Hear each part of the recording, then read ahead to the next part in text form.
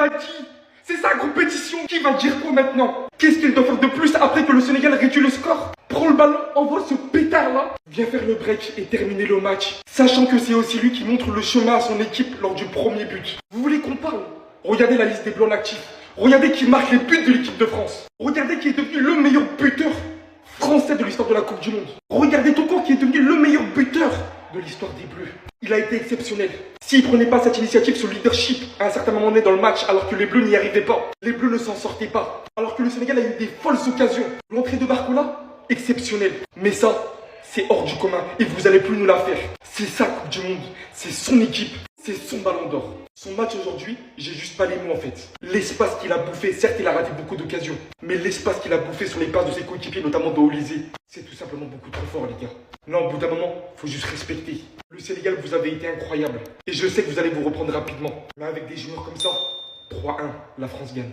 Alors là, vraiment force aux Sénégalais, je sais même pas comment ils doivent se sentir. Après une première mi-temps aussi bien maîtrisée, comment vous avez pu tout lâcher en deuxième mi-temps? En première mi-temps, la France n'y arrivait pas tellement le bloc sénégalais était bien en place. En phase défensive, ils se mettaient en bloc, réduisaient les espaces. Les milieux fusionnaient avec les attaquants pour amener du surnombre au milieu. Ce qui était parfait étant donné que ça empêchait l'équipe de France d'aller vite vers l'avant. La preuve, en première mi-temps, l'équipe de France c'est un seul tir, tellement ils arrivaient même pas à rentrer dans la surface du Sénégal. Donc le Sénégal se contentait de rester en place et dès qu'ils ont le ballon, ça partait en compte sur les côtés. Et malheureusement, le Sénégal aussi a trop raté. Regardez l'occasion qu'Ismaïla Sarr rate. Comment tu peux rater ça? Sans oublier la grosse occasion de Jackson qui vient taper la barre. Ils en ont eu des occasions mais malheureusement ils n'ont pas su les conclure. Et petite parenthèse sur cet homme là encore une fois qui a sorti une première mi-temps vraiment excellente. Désiré Doué n'a pas existé ne serait-ce qu'une seconde. Et malheureusement en deuxième mi-temps je sais pas ce qui s'est passé. Le Sénégal a commencé à se relâcher. Ils ont commencé à se relâcher, laisser de l'espace. Olysée est passé en 10 à un moment. Et tout le monde sait à quel point ce spécimen là a une très belle qualité de passe. Le gars il passe en 10, il voit Kylian Mbappé lâcher un magnifique appel. Pour le coup reste pas à Kylian Mbappé. Mbappé lâche l'appel, Olysée lui fait la passe en profondeur. Il vient devant Mendy, il place le ballon, but. Kylian Mbappé qui d'ailleurs juste avant s'est vu refuser un penalty, pour moi il n'y avait pas péno. Sadio Mané ne l'a pas touché et le contact qui entre Kylian et les cuisses de Mané, c'est Kylian qui vient le toucher. Malheureusement pour les Sénégalais, après le but de Kylian Mbappé, on a Barcola qui rentre en jeu à la 80e minute, 82e minute, il marque son but lui aussi. Un peu plus tard en deuxième mi-temps, on a Mbaye qui rentre, il termine tout le monde sur son côté droit. Lâche un magnifique tir qui se transforme en but. Malheureusement pour le Sénégal, on était déjà à la 94e minute. Et encore pire, ils n'avaient même pas encore fini de célébrer le but d'Mbaye que Kylian Mbappé allait faire mouche. Voilà. Il a lâché un de ses buts, pour le moment c'est tout simplement le plus beau but de la Coupe du Monde. Lui qui devient bien évidemment avec ce doublé le meilleur buteur de l'histoire de l'équipe de France en Coupe du Monde. Mais je veux que tu restes comme ça toute ta carrière, nul au Real et exceptionnel en équipe de France. Ta première mi-temps, j'avais envie de t'insulter, mais j'ai oublié qui t'étais en Coupe du Monde, j'ai oublié. Pardon, j'ai oublié qui t'étais dans cette compétition. T'as plus de buts que Pelé, Messi en Coupe du Monde, t'es fou. T'es complètement fou. Après Messi joue cette nuit, hein, on se calme. La première mi-temps était horrible de la part de toute l'équipe et je pensais qu'on allait se faire fouetter en deuxième. Mais la deuxième, on a remis le pied sur le ballon et on a tous été monstrueux. Sauf un. De qui je vais m'occuper dans une autre vidéo. Ah pardon, il y a lui aussi, qui est complètement fautif sur le but et qui doit jamais prendre ce but, même si heureusement aujourd'hui, ça nous a pas coûté cher. Je peux pas continuer ce débrief sans parler de ce fou furieux, parce que ce mec-là, si Mbappé met pas son deuxième but de fou, c'est l'homme du match. Parce que dès qu'il y avait quelque chose de dangereux qui arrivait de la part de l'équipe de France, c'était Olysée. Et le premier but d'Mbappé, tout est dans la passe d'Olysée, même si la finition elle est exceptionnelle. Il jouait sur l'aile, on était nul en 10, ça venait du côté droit. Il échangeait avec Dembélé, et bah ça venait du centre parce que Dembélé était au centre. Il rééchangeait, ça revenait de lui. Le problème c'était pas les postes, c'était juste les joueurs. Olysée met une claque à Dembélé dans ce début de Coupe du Monde. Bref, encore une fois, merci le football. La première mi-temps, elle était terrible à voir, rien à se mettre sous la dent. Les Sénégalais qui nous graillent. D'ailleurs, il faut féliciter les Sénégalais parce qu'ils ont fait un match de fou. Ils méritent de marquer en première mi-temps. Après, en deuxième, on a remis le pied sur le ballon, mais au final, ils finissent par marquer, à avoir quelques occasions. La deuxième mi-temps, elle est exceptionnelle. Rabiot, gros match. Rabiot, gros match. Même si la première, tout le monde était un peu dans le jus. Deuxième mi-temps, j'ai kiffé. Et la passe sur Bradley, c'est fou.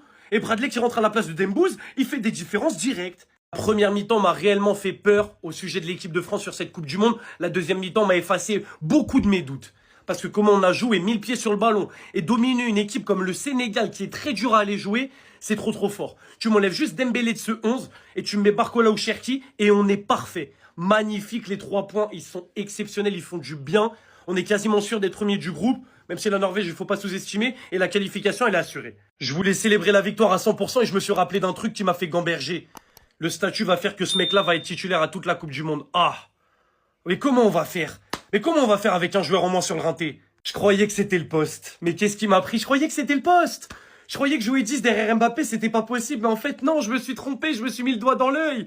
Parce que quand il a permuté avec Olysée, il était monstrueux derrière Kylian. Et je me suis dit, c'est pas le poste, c'est le joueur.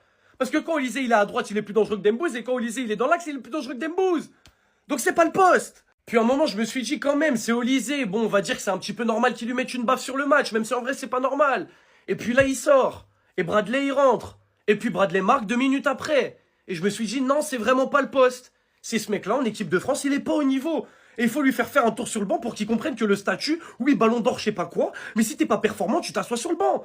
Sinon, il va pas vouloir se remettre en question. Je vous dis la vérité, ça me fait mal de dire ça. De 1 pour l'équipe de France et de 2 parce que j'ai rien contre le joueur. Mais par contre, les Parisiens qui ont vanné Pedri sur le match d'hier en numéro 10, je veux la même énergie aujourd'hui pour Dembouz en 10. Parce que Pedri, sur son match d'hier, même s'il est pas somptueux, il lui met une baffe en 10. Et les deux, c'est pas leur poste. Pedri, c'est pas son poste non plus, vous avez plus cette excuse-là. Donc j'espère sincèrement qu'il va se ressaisir. Parce que la première mi-temps qu'il fait, elle est immonde. Mais on peut se dire, il y a toute l'équipe. La deuxième mi-temps, toute l'équipe est bonne. À part lui. Là, en fait, ça commence à faire mal au cœur et ça commence à mettre des doutes. Donc Ousmane, s'il te plaît, si tu m'entends, même si je sais que non, réveille-toi, par pitié. Et le niveau que t'as au PSG, même si t'es pas forcément à ton poste, t'as déjà joué ailier. Et 10 derrière Mbappé, ça peut se jouer. Quand t'as une qualité de pied comme Michael Olysée, malheureusement t'as pas sa qualité de pied, et ben tu t'adaptes. S'il te plaît, adapte-toi, par pitié. MDR.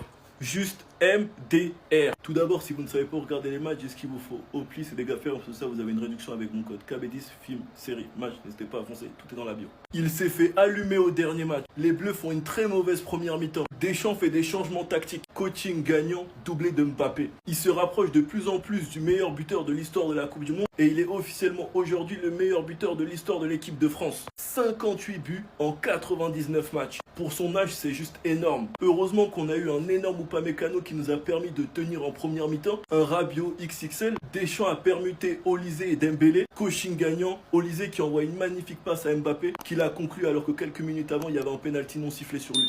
Il fait rentrer Barcola et sur son premier ballon touché, il a déclenché la foudre, ballon piqué. On se fait peur en fin de match sur un boulot de Mbaye. Même Mbappé est venu climatiser quelques secondes après le but du Sénégal. Ce fameux mythe, Mbappé durant la Coupe du Monde, je pense bien les gars qu'il va recommencer. Car tu ne peux pas mieux rentrer que ça dans ta compétition que comme il l'a fait aujourd'hui. Et je pense que Deschamps a tiré énormément de leçons de ce match et que la machine elle est lancée. Sinon vous les gars, vous en pensez quoi? Ramenez-vous sur la patience en nuit.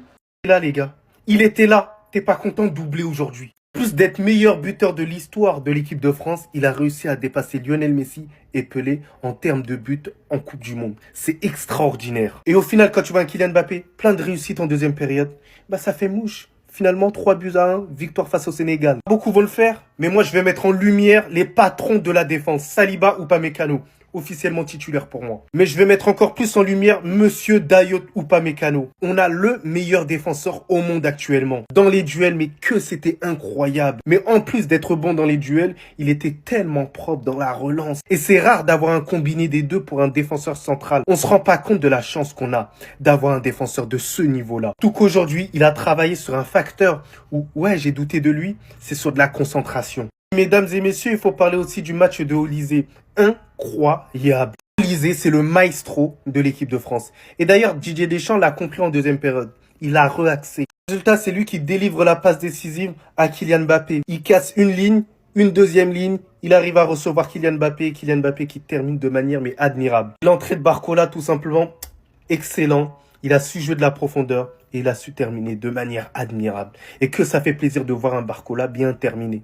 Parce qu'on connaît son potentiel. Mais sinon, en vrai, c'est à toi. Moi, en tout cas, on dit alhamdoulilah. Les gars, ça me fait du mal de faire cette vidéo-là. Parce que vous savez, le profond respect que j'ai envers Sadio Mané, c'est une légende du football pour moi. Je l'ai toujours mis au top du top. Pour moi, c'est la plus grande légende sénégalaise qui ait pu exister. Mais honnêtement, faut dire stop. Parce qu'au final, il y a la jeunesse qui pousse, les gars. On a vu l'entrée de Mbaye, auteur d'un magnifique but là aujourd'hui. Il doit à 100% commencer titulaire au sein du Sénégal. On voit l'entrée de Ndiaye, qui est beaucoup plus remuant. Et c'est normal, ils sont beaucoup plus jeunes. Je vous cache pas que le tac que Sadio Mané fait sur Kylian Mbappé, il a beaucoup de réussite. Parce que l'arbitre ne siffle pas penalty alors qu'il y a penalty. Parce qu'il y a contact sur Kylian Mbappé. Et bon, je veux pas trop lui tirer dessus parce que c'est un joueur qui m'a fait rêver. C'est un joueur extraordinaire. C'est l'un de mes joueurs préférés dans l'histoire du football. Mais il y a un moment donné, faut se dire, attends, je veux poser mes fesses sur le banc. Je veux rentrer peut-être à la fin du match. Et peut-être que là, je serai plus utile à mon équipe. Parce que ce match de Sadio Mané, bah ça m'a fait mal. Ça m'a fait mal, ça m'a fait de la peine parce que j'ai eu de la nostalgie de ce qu'il était en capacité de faire auparavant. Mais sinon, en vrai, c'est à toi. Bon, en tout cas, on bien, alhamdoulilah. Attendez. Dieu merci, l'arbitre à ce moment précis, il a pas accordé un penalty à l'équipe de France. Car moi, je vous le dis, mais le tournant dans ce match, le déclic, ce qui a fait qu'en fait, les Bleus en deuxième période, ils sont clairement revenus en mode galvanisé, mais pour de vrai, c'est à partir de ce moment précis. Parce que la première mi-temps, aujourd'hui, faut le dire, et on va même pas faire semblant, elle a été éclatée au sol. Les pertes de balles, les contrôles ratés, il y avait même pas d'appel dans la profondeur, il se passait rien. Et honnêtement, au vu de la composition, quand tu regardes le vivier, en fait, qui était présent seulement parmi les 11, ça faisait mal de les voir comme ça. Surtout qu'en face, on avait clairement une équipe du Sénégal qui proposait un football plus que propre, et d'ailleurs, ils ont raté cette occasion avant la mi-temps. Et croyez-moi que si ça rentre, je pense que c'est chaud pour l'équipe de France. Mais heureusement pour nous, au retour des vestiaires, on a vu du mieux. Et notamment grâce à Michael Olise, qui est venu envoyer un caviar juste magnifique à Kylian Mbappé. La passe entre tous ses joueurs. Et derrière, la finition, elle est clinique. Et pour le coup, j'insiste bien sur le mot clinique, car Mbappé, avant ce but, c'était compliqué. Ce but, on l'a senti et il a clairement fait du bien à l'équipe de France. Ça a été comme un grand soulagement. Et je tiens à remercier monsieur Michael Olise. Parce que vraiment, lui...